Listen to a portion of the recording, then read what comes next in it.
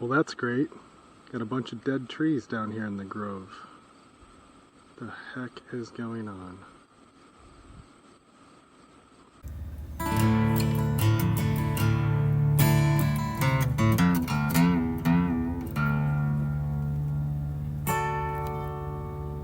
Hey, welcome back to the channel. Thanks for tuning in today.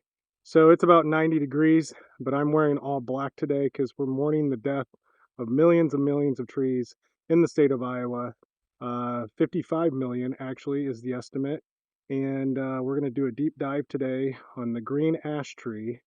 And maybe you've heard about something called the emerald ash borer that is ravaging ash trees across the country, and do a little bit deeper dive into what's causing that, what it looks like, what to expect going forward, etc. But before we do that, if you wouldn't mind helping us support tree education and tree conservation by subscribing to the channel and sharing the channel with your friends and family, that just helps us get the word out and helps get more people involved in the work we're doing with tree conservation. So I would really appreciate that. So let's get into this now. So the emerald ash borer, little history lesson. I'm a history guy, love history. Was first discovered in 2002 in and around Detroit, Michigan, by some researchers up there. They think it actually came into the country in the 90s via some shipping materials, but there's a long gestation period before it actually shows itself and the damage that it causes. So that's why it was discovered in 2002 by those researchers. So we're going to focus a little bit on the state of Iowa, obviously Iowa tree hugger. So I want to apply this particular statistical framework to what we're experiencing here in the state of Iowa. So in Iowa, again, roughly 55 million ash trees in the state. So 52 million of those are in the country. Another 3 to 3.1 million of those are in urban settings. And so we talk about the emerald ash borer, and I'm going to link a photograph to that as well as some resources here to the video. But that particular insect is something that gets into the tree, and it disrupts the nutrient flow to the tree. So it basically intercepts the nutrients going to the tree, and over time, obviously, that tree is going to get sick and die because it's not getting the nutrition that it needs. So I'm going to flip the camera around here, give you an idea of what we're talking about with this particular example.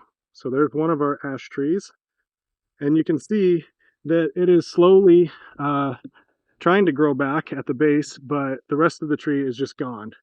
And so I'll get into that a little bit here in a second on what to look for in terms of the symptoms of it, but I want to start with some other statistics. So in Iowa, it was first discovered in 2010.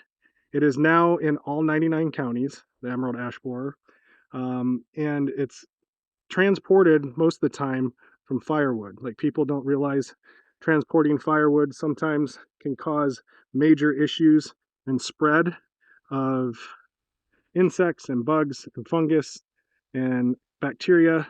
Well, this is definitely the case for the emerald ash borer. So ash is a tree that's often used firewood and furniture and lots of great uses for the wood, but when it's infected, it's easily spread, and that's done mostly through firewood and firewood transportation.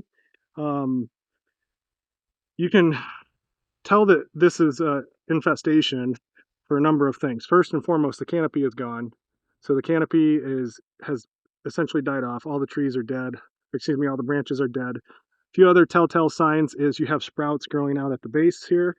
So the root system, still pretty strong, is trying to recover and regenerate and grow, but it's kind of a lost cause, pretty futile.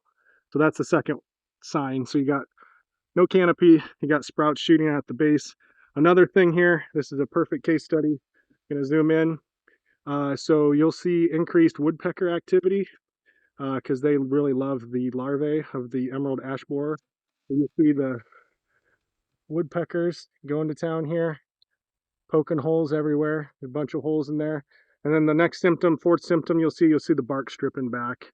And fifth, you'll see kind of a different coloration in the bark, kind of a yellowing of the bark and the tree when it's exposed, the trunk system. So number of different signs and symptoms. Again, I'll post a link to what to look out for in the comments section.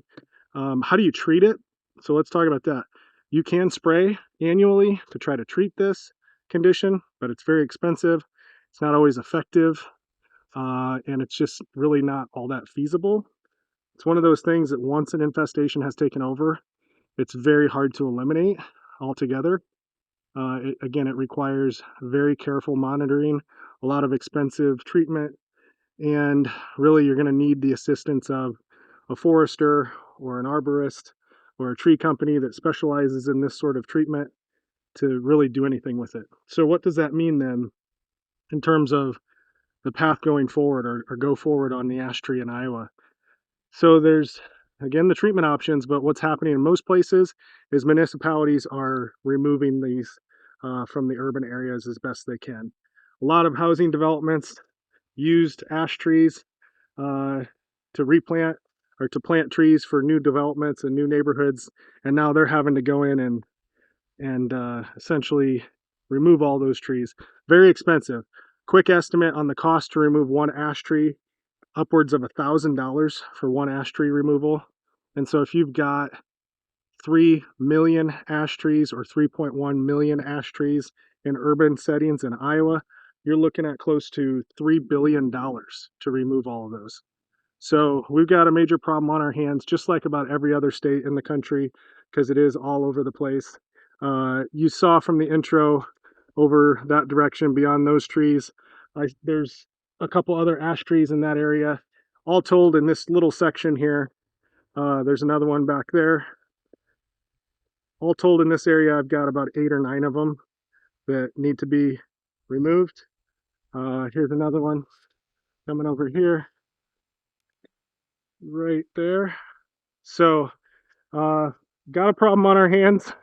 Got a situation where we're in the same boat as everybody else, dealing with the emerald ash borer, dealing with the adverse unintended consequences of a very invasive species, something that everybody has to sort of pay attention to and understand what's going on, especially when they're, again, looking to plant an ash tree, understanding that the viability of that tree going forward is very low, just based on this particular outbreak and based on this particular insect. And so there was an estimate done in 2013 that approximately 55 million trees in Iowa would be dead within, 10 to 15 years, 20 years at most. So we're getting close to that threshold. So if that was 12 years ago, there's, maybe 7 or 8, maybe 9 more years left before all the ash trees in the state will be completely removed because of the emerald ash borer. So quick dive on an invasive species that's unfortunately ravaging the trees in Iowa. Another stat there is that almost 17% of the trees in Iowa are ash trees. So that gives you a little bit more of a perspective of how like crazy of a problem this is, like how big of a problem this is.